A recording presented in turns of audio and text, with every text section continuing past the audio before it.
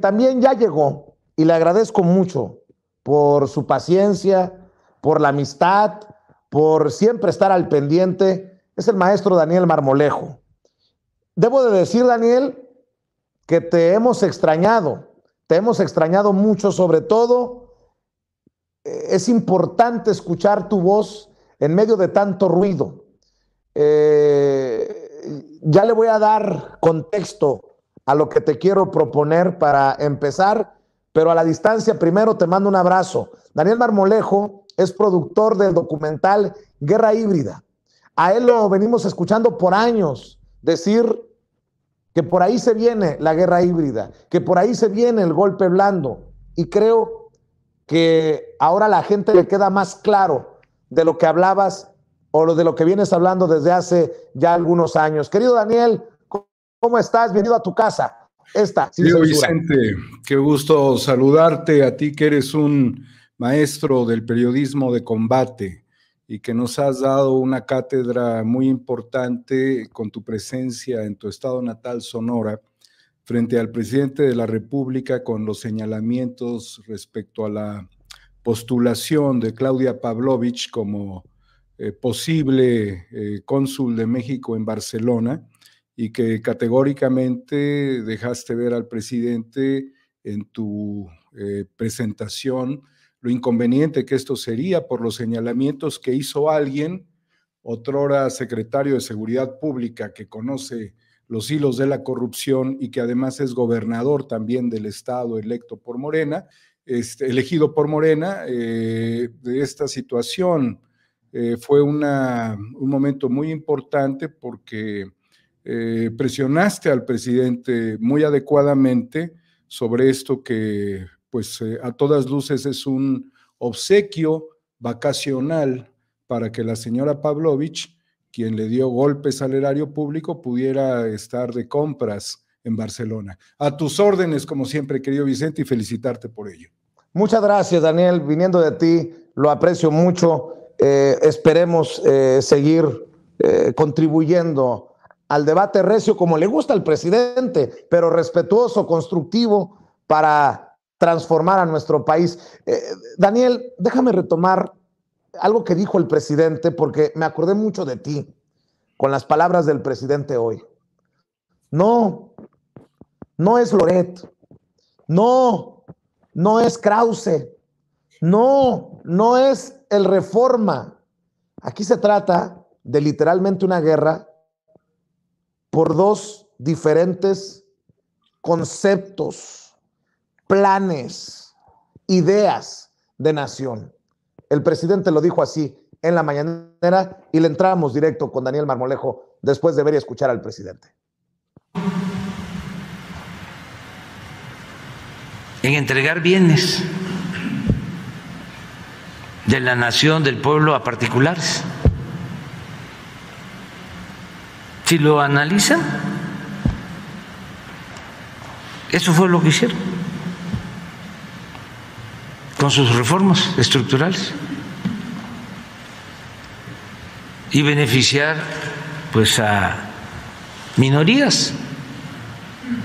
Por eso ahora hay oposición, porque no es Loret, no es el Reforma, no es Krause, no, son dos proyectos de nación distintos y contrapuestos. Eso es lo que está en el debate. Y pues cada quien se está colocando en su sitio, pero es algo muy profundo. Por eso hablamos de transformación. No es más de lo mismo, no es el gatopardismo, es llevar a cabo un cambio profundo, radical, arrancar de raíz al régimen corrupto, de injusticias, de privilegios. Por eso, porque hay que arrancar de raíz, es que entiendo el ruido, la virulencia con la que le responden al presidente. Ahora que se han concatenado Daniel Marmolejo para cerrar filas con Carlos Loret de Mola, el rostro de muchos intereses que hay que destapar. La guerra híbrida, el golpe blando, ahora sí con nombre y apellido, con rostro, Daniel. Querido Vicente, es la guerra híbrida, como se está viviendo en otras regiones del mundo, como se está viviendo en Ucrania, en donde el mundo está pasando de la guerra híbrida al desplazamiento de tropas, pero quizás volvería tras el retroceso de las tropas rusas, particularmente en los límites con Ucrania, esta retirada, a nuevamente restablecerse la guerra híbrida en esa región, pero en México definitivamente lo es también. También hay guerra híbrida en Bielorrusia, ha habido guerra híbrida entre China y Taiwán, ha habido guerra híbrida en Argentina, bueno, en general en todo el continente, ha habido guerra híbrida entre Pakistán y la India. Específicamente, lo que estamos viendo ya es una confrontación muy directa entre un personero de estructuras globalistas, como lo es Carlos Loret de Mola, en un escenario muy complejo que a primera vista, querido Vicente, nosotros hicimos un análisis de lo inconveniente que sería, pero el presidente no solamente lo está viendo como una cuestión para tocar de lado o en una diatriba mediática, sino que el presidente ya avanzó en una estrategia que pudiera desenmascarar plenamente los intereses que estarían detrás de Carlos Loret de Mola y hacer que esto, que sería una trampa, se convirtiera prácticamente en un hilo que vaya jalando toda una madeja que te lleve a estructuras muy fuertes de intereses globales, que son las promotoras de la guerra híbrida. Dentro de esto hay muchos otros personajes que se pueden ir reflexionando. Y yo creo que después de esto que el presidente nos hizo reflexionar hoy en la mañana y vibrar en el análisis político nacional, en una contraofensiva, y lo hace literalmente porque fue ofendida a su familia sin argumentos reales, esta contraofensiva que tiene información muy especializada el presidente y que además le consulta al INAI, al Instituto Nacional de Acceso a la Información, para que no solamente como presidente, sino también como ciudadano pudiera exponer cuáles son los recursos que se manejan a través de este personaje y de su familia y de las estructuras que están detrás, que sabemos que hay políticos exgobernantes ahora y que ha habido fondos económicos muy significativos para la construcción del modelo de Latinos. Todavía hay más cosas de fondo. El presidente también señala de que este sujeto estaría obteniendo beneficios equivalentes al 10% de lo que alguien más, otro periodista, pudiese estar ganando, lo cual te define que muchos de estos personajes, si superan la cifra de Loret y nos fuésemos todavía a montos mayores, realmente no están recibiendo este trabajo por el periodismo, sino por otras complejidades de funcionar como nodos estratégicos en la operación de guerra híbrida. Estarían recibiendo más recursos con los cuales pudieran actuar.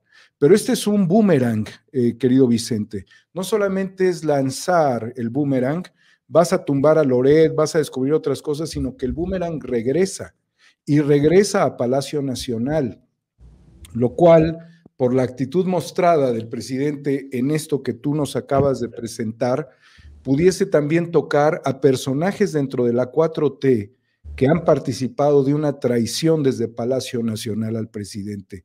Es una situación muy conmovedora, muy radical, como dice el presidente, esto es de raíz, o sea, es a todas luces radical, como lo expresa en esa palabra, y estaba allí presente el secretario de Relaciones Exteriores, otros funcionarios, y los que estaban chutándose la mañanera en su casa también se sacudieron, Vicente, porque el presidente ha sido traicionado desde Palacio Nacional.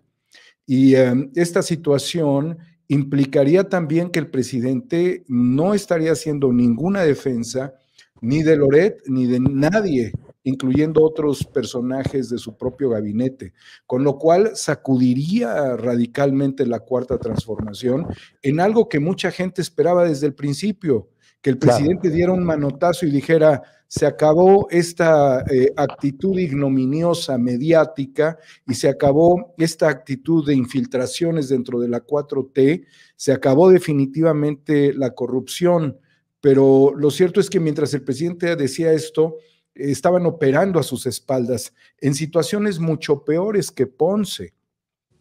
El profesor Bejarano, del cual recibió una cantidad que no era ilegal en ese momento, de un privado, pero ese privado estaba muy empantanado con Rosario Robles, haciendo muchos negocios, incumpliendo con muchos negocios y pues dando beneficios a determinados funcionarios en supuestas estrategias políticas, que esto que no era ilegal es una caricatura al lado de lo que pudiera haber tenido el presidente como decisiones de gabinete.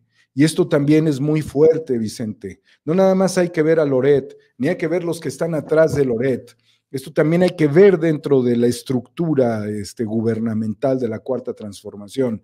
Pero pareciera que el presidente ahora sí ya se cansó de los traidores y se cansó de estos sujetos que se dedican a fabricar mentiras. Pero ¿a dónde va a acabar esto, querido Vicente? Yo creo que en la mañana, cuando el presidente daba toda esta información y leyó una carta contundente, que es la que le envía al INAI, en donde le hace una solicitud para que él pueda informar, en ese momento se reunieron en el War Room de Latinus, todos estos personajes y otros más se conglomeraron, se agruparon, seguramente muchos tuvieron que tomar vuelos a Estados Unidos o a la sede de esta organización mediática engañosa, facciosa, para tratar de ver qué es lo que va a suceder, porque les estarían quemando radicalmente una de las fichas emblemáticas de este movimiento golpista. O sea, lo que estamos hablando aquí es del golpismo, no es otra cosa, eso es Loret, es el golpismo. En una supuesta condición de pues aglutinamiento de las oposiciones, pero no son oposiciones al presidente, son oposiciones al país realmente. En ese War Room, al igual que en otros War Rooms, cuartos de guerra, que se han dado en circunstancias semejantes en el mundo, ellos levantaron el teléfono y le hablaron literalmente a los fondos buitre, le hablaron a las grandes corporaciones, le hablaron a muchos prófugos de la justicia, porque es necesario establecer una estrategia de control del posible daño que sufriera, no a su reputación. Loret no tiene reputación, sino a su estrategia, querido Vicente, porque eso es lo que señala el presidente, es una estrategia más grande. Si el presidente hubiese tocado esto por las orillas, como regularmente se daba la diatriba, quizás era seguir entrampado, pero el presidente dijo: no, ya, esto ya se sobredimensionó, ya es un ataque, ya es una acción perjudicial, se las respondo en las mismas formas.